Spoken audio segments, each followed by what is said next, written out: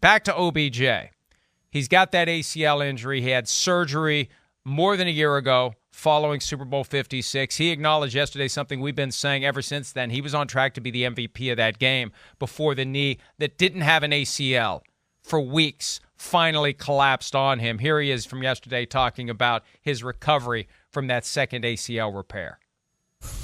Well, I'm feeling great, and I guess I don't know if it's the second ACL because that whole season I was playing, without it, and it was a crazy thing. I signed with the LA Rams, and I remember Elatrash comes down there, and he's like, "I just got to inform you that you don't have an ACL. We can redo your surgery right now." And this was week 9 of the season, and I just told him, I was like, I've been through way too much to come here and sign. There was way too much talk on my name. The past year, I came here to help win the championship. And I told him I'd die on the sword. And that was just, the kind of reference that I used. I just cared that much about playing.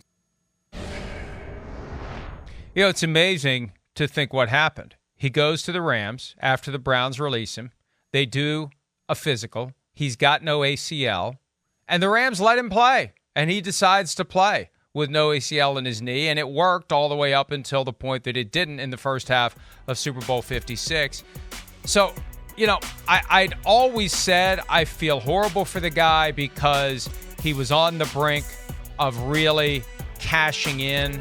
If he becomes the Super Bowl MVP, he heads straight to free agency. But I think he knew what was waiting for him after Super Bowl 56. He was going to have that ACL surgery again either way. And he pushed it as long as he could, and it came within just a little more than 30 minutes of football, Peter, of not being a problem for him. And it's amazing to think he was able to perform the way he did without an ACL in that knee.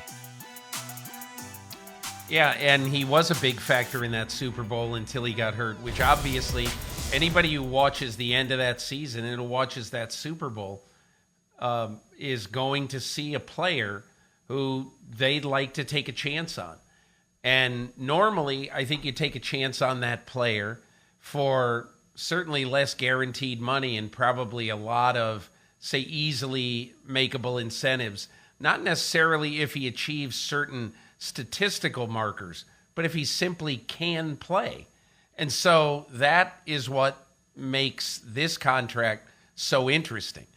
What makes this contract so interesting is very simple, that, they paid him to make sure that they got him on this team so that not only, he can be a big impact on this team, but that hopefully he can be an attraction for Lamar Jackson to make sure that he wants to come back and play there. Because, Mike, one of the things that we don't talk about a lot with this Baltimore Ravens team is that there's an awful lot in place right now. Where you say, man, this is an awful good team right now. And, they're 3 tight ends deep. They've got a good running back situation. They've got a decent overall wide receiver situation now that could be above average if they draft a guy in the first round this year. And to me, This obviously is a just add quarterback team to when you look at where they are right now. And they're always going to play good defense. And so I think, the attraction for Lamar Jackson now is to figure out some way to get in here for a year or 2 at least and see if you can take this team to the promised land.